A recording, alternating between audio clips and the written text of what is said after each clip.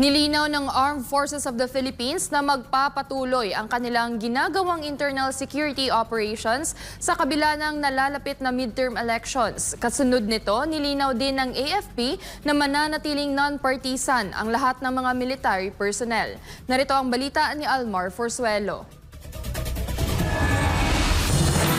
Magpapatuloy ang Armed Forces of the Philippines o AFP sa kanilang ginagawang internal security operations sa kabilayan ng nalalapit na midterm elections. Inatasan kasi ang AFP na tulungan ang pambansang pulisya na magbantay upang mapanatili ang seguridad sa darating na halalan. Sa isang panayam, sinabi ng tagapagsalita ng AFP na si Colonel Francel Margaret Padilla na handa silang gampanan ang trabahong ibibigay sa kanila ng COMELEC kahit pa nakatutok ngayon ang hukbong sandatahang lakas ng Pilipinas sa pagbabantay sa teritoryo ng ating bansa. Bukod sa mga nabanggit, sinabi ng AFP na kanilang susuportahan ang Philippine National Police o PNP sa mga misyon nito na makamit ang kaayusan at may patupad ang batas. Tungkol naman sa tanong kung magkakaroon ba ng reassignment sa kanilang hanay upang maiwasan pagdududa ngayong eleksyon, sinabi ni Padilla na mananatiling non-partisan ang lahat ng military personnel. Para sa Diyosa sa Pilipinas, kung Mahal Almar Forzuelo, SM9 News.